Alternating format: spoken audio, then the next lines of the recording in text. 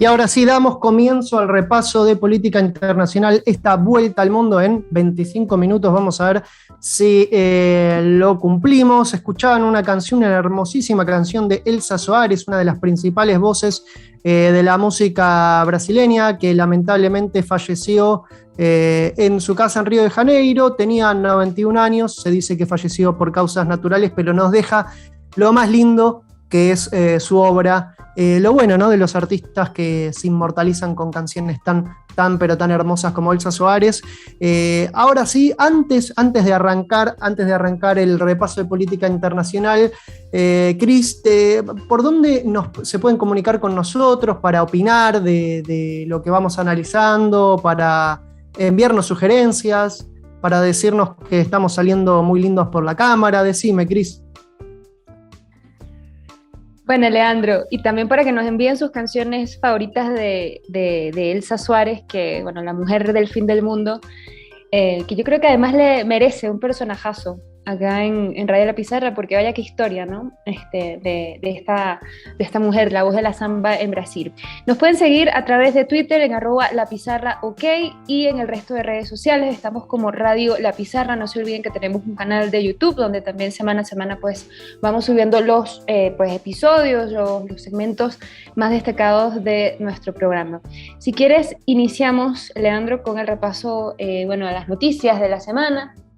En Colombia, pues ya se van calentando, ¿no?, los motores de cara a las elecciones presidenciales. Porque queda muy poco para las elecciones presidenciales, se van a llevar a cabo este año, y la verdad que ya se siente, ¿no?, el clima electoral en Colombia. Muchas veces Colombia, un país que queda tan cerca geográficamente y que vemos muy poco en los medios, que es muy pocas veces es noticia en los medios del resto de la región, ¿no? Sí, solamente cuando necesitan nombrar a Venezuela por alguna otra razón. Y como decíamos, pues se van calentando los motores porque si bien las elecciones presidenciales como tal, la primera vuelta va a ser en mayo, ya en el próximo mes de marzo van a haber elecciones parlamentarias y además de eso también pues las consultas internas para elegir... El 13 de marzo.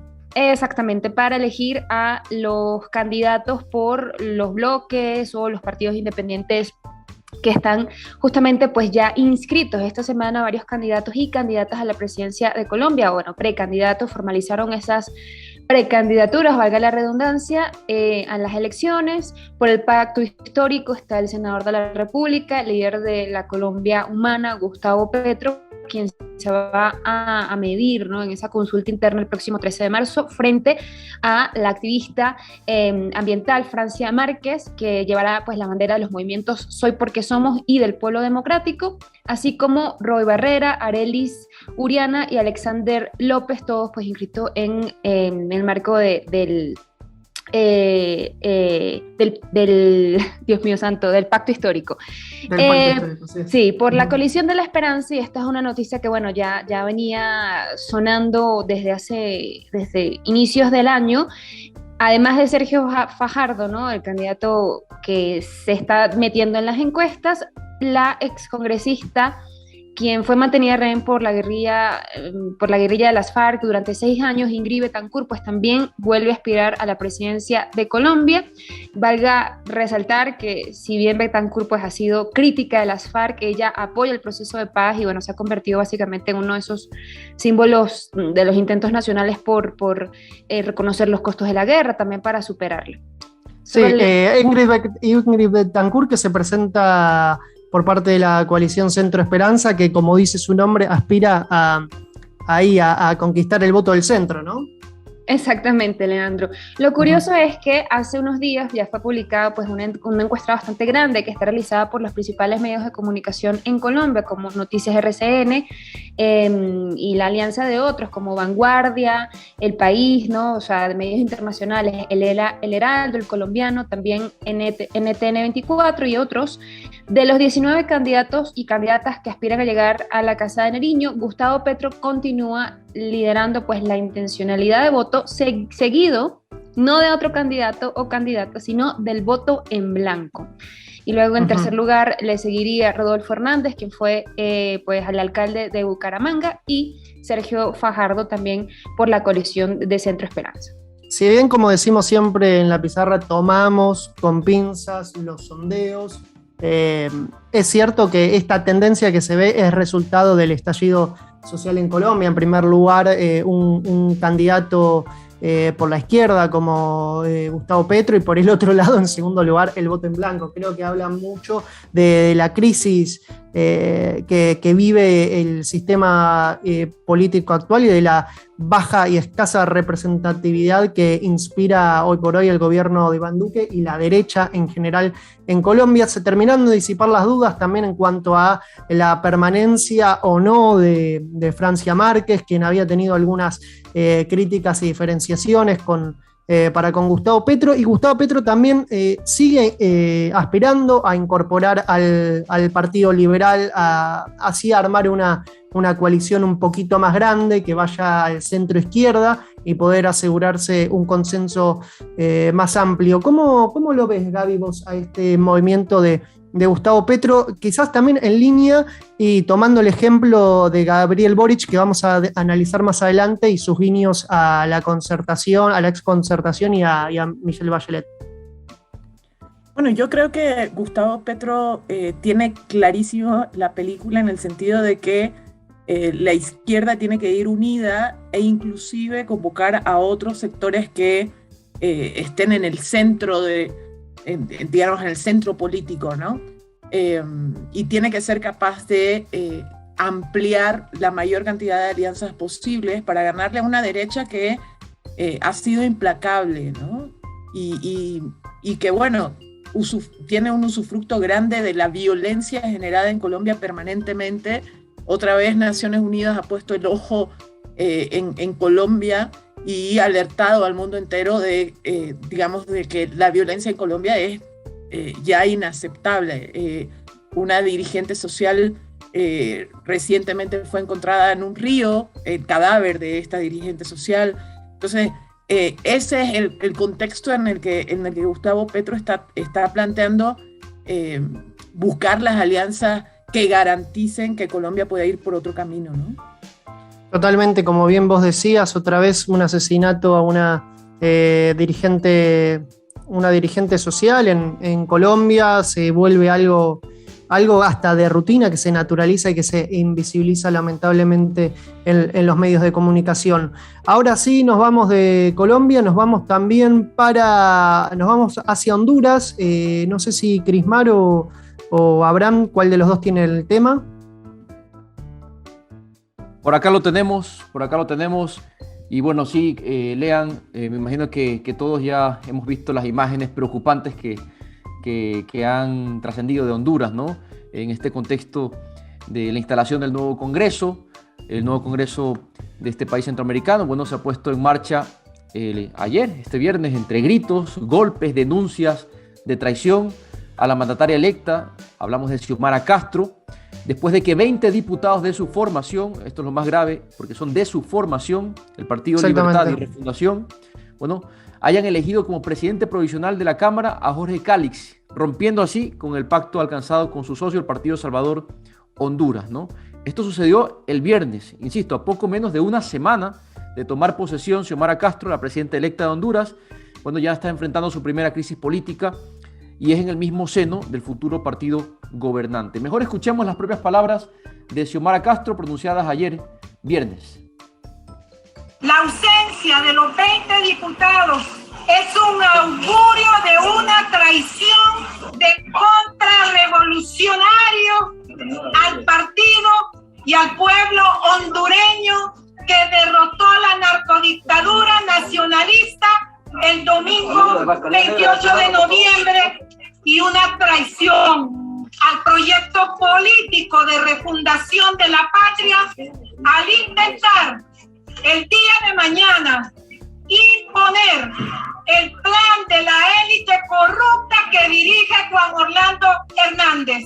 La presidenta constitucional Xiomara Castro y el partido han designado al diputado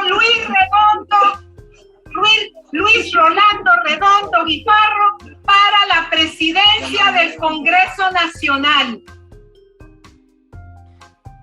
Ahí la escuchábamos a la presidenta de Honduras, Xiomara Castro. Esto también va en línea, la elección de Calix responde a un acuerdo político previo que habían tenido los partidos que habían apoyado a Xiomara Castro.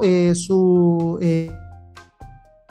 presidente depuesto por un golpe de Estado, Manuel Zelaya, anunció que iba a proponer la expulsión de esos diputados del partido oficial, así que veremos cómo sigue evolucionando esta tensión antes de la asunción, ¿no?, del gobierno de Xiomara Castro. ¿Cómo ves esta disputa, Gaby? Bueno, es muy preocupante, ¿no?, que incluso antes de iniciar un periodo legislativo, en mi experiencia dentro del legislativo, es un golpe muy, muy duro, ¿no?, para el partido gobernante, digamos, a través de Xiomara Castro. Uno, eso, y dos, que generalmente este tipo de quiebres se producen mucho más adelante en la gestión, digamos, de gobierno, legislativa, etcétera, y no es común que surja una pugna tan de inicio, ¿no? Ahora, no me llama la atención totalmente, porque en Perú hace muy poco vimos a un presidente que no le dieron ni 6 meses de respiro y ya estaban intentando bajarlo antidemocráticamente a través del Parlamento, y bueno, me temo que vaya a ser un accionar de ciertos grupos de derecha también, allá donde no ganan la elección general, pero tienen un cierto peso político en los parlamentos o en las asambleas o en los congresos de nuestra región. Puede ser una forma de operación política que no habíamos visto antes, pero que vaya reproduciéndose en el continente, y eso me preocupa muchísimo. Xiomara Castro inclusive ha anunciado que para su posesión no sería posesionada por el presidente del Congreso, sino por un juez, como una forma, digamos, de rechazar. Impugnación claro, al gobierno, ¿no?, saliente. A la decisión, exactamente, ¿no? Entonces, sí hay que estar atento a este tipo de cruces entre el Ejecutivo y el Legislativo que se están dando con gobiernos de izquierda en el continente, ¿no? Sí, sobre todo porque este tipo de tensiones que surgen al interior de una coalición de izquierda gobernante muchas veces termina favoreciendo a la desestabilización y al avance, ¿no?, de fuerzas golpistas, que en Honduras particularmente ya venimos de una experiencia muy reciente, el golpe de Estado a Manuel Zelaya en 2009, y quizás es caldo de cultivo, ¿no?, para este tipo de rupturas de forma tan pública, ¿no?, para el avance para permitir, ¿no?, para dar de alguna forma vía libre a que se legitimen este tipo de prácticas que desde acá, desde la pizarra, rechazamos. Nos vamos desde Honduras, nos vamos para Chile, porque hay otro presidente electo también que acaba de anunciar su gabinete conformado por mayoría de mujeres, algo histórico en Latinoamérica. Sí, Alejandro, muy curioso porque hasta le han preguntado que ahora tiene un gabinete desigual, ¿no? Obviamente, claro. Irónica. Ni uno menos, le respondieron a Gabriel Boric, ¿no? Ni uno menos. Nadie menos. Este gabinete ministerial, pues ya dando señales de lo que se viene, ¿no?, con el próximo gobierno de este país, 14 mujeres y 10 hombres, pero además hay guiños muy específicos. Por ejemplo, la nieta de Salvador Allende, Maya Fernández Allende, pues fue designada como ministra de Defensa. También una mujer, Isquia Sánchez, fue designada como la primera mujer, ¿no?, en la historia de Chile en conducir el Ministerio del Interior. También, pues entre sus ministros tiene un profesor para la cartera de educación que se formó en la educación pública, así que no es una cosa menor, ¿no? Así que bueno, como decimos, el equipo que va a acompañar al gobierno de Gabriel Boric pues promete esas transformaciones sociales, y creo que, como bien lo dijiste tú, Leandro, es uno de los más diversos, más mujeres que hombres, la mitad son formadas en educación pública, y también hay miembros de partidos que se salen de su coalición política.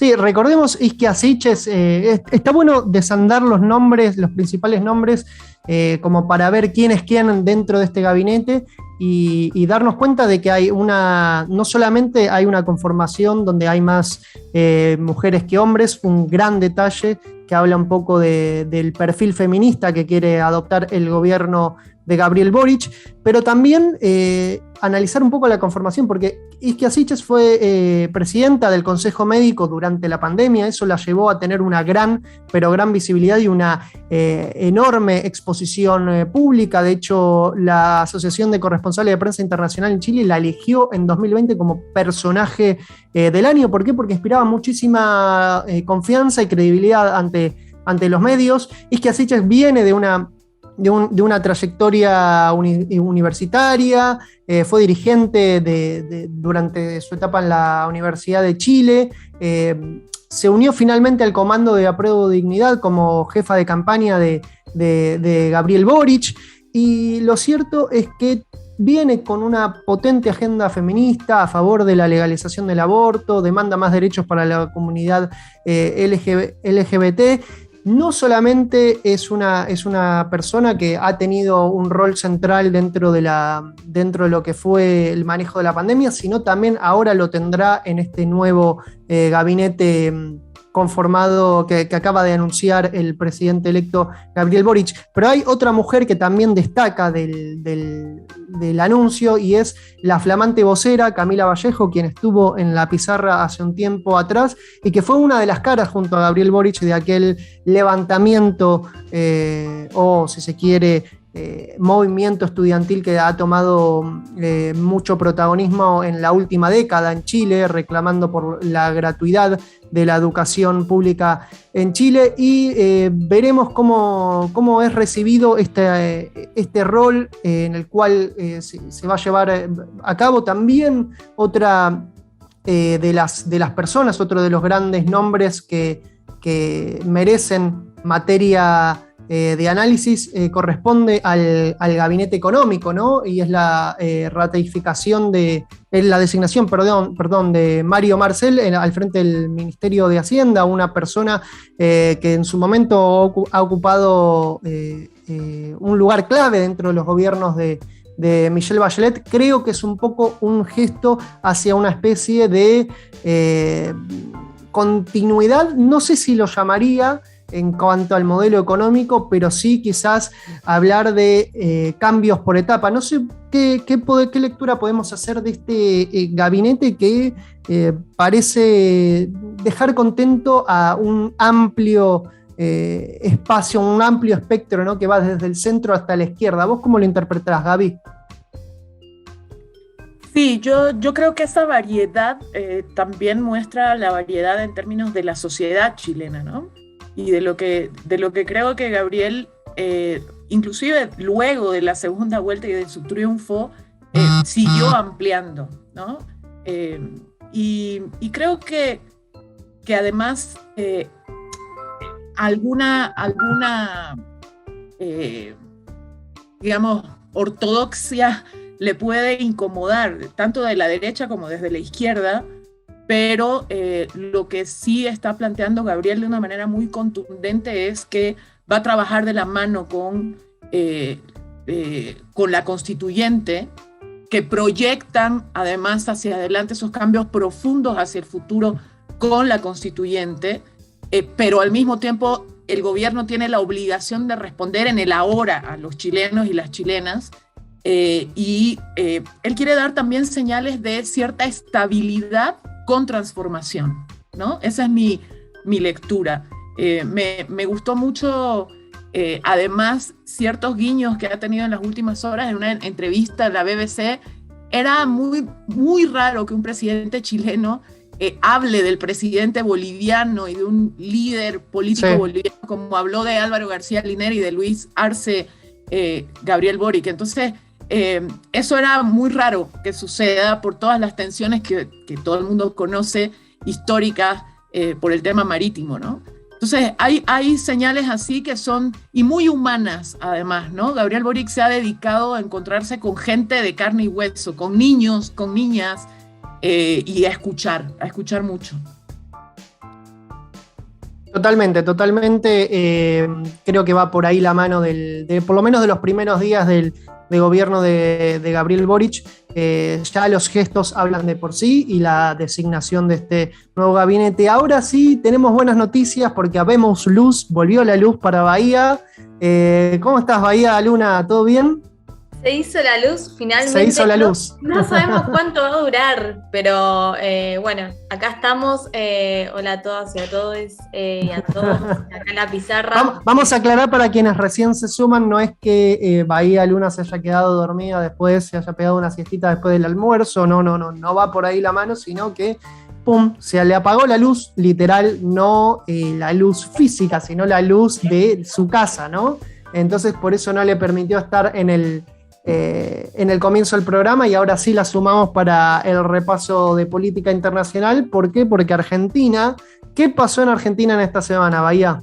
¿Qué no pasó en realidad? ¿Qué no pasó? Pero vamos a ir acá con toda mi luminosidad. Prendí todo porque, digamos, ya estoy como 4 horas en esa situación. Los queridos... Porque cuando hay luz hay que aprovecharla, ¿no? Es como, sí. Digo... Prendamos todas las luces, los aires acondicionados en 16 grados. No tomen este ejemplo. No, estamos siendo irónicos. Pero bueno, estaba por caer en la depresión de no estar en el programa y acá estamos. Bueno, efectivamente, creo que la nota del día, digamos, de la semana, una de las cuestiones más importantes fue evidentemente la carta que sacó el martes pasado Cristina Fernández de Kirchner, pandemia macrista versus pandemia COVID-19, haciendo un poco la similitud y este juego, ¿no? De que en el año 2021 la pandemia macrista fue para el Estado argentino incluso más costosa, ¿no? que la pandemia por el COVID-19, y ahí hizo algunas cuestiones más de números, donde la pandemia macrista significó el 1,1% del Producto Bruto Interno, mientras que el COVID-19 fue solo el 0,9%, y con la chapa, ¿no? De que la pandemia macrista nos quita esas divisas que tanto necesitamos como país, porque al FMI hay que pagarle claramente en dólares y no en pesos. Así que giró un poco en torno a esa discusión. Por supuesto también lo hacías y venías de la oposición en torno a juntarse o no juntarse, y ahí el oficialismo también salió a denunciar permanentemente, ¿no? Lo que ya nos tiene acostumbrados la oposición, que es el lobby permanente y el boicot a la negociación por el Fondo Monetario Internacional. Exactamente, porque quienes pensaban que el Fondo Monetario se podía ablandar, lamentablemente tenemos malas noticias, ¿no, Gaby? El fondo sigue siendo el Fondo Monetario Internacional.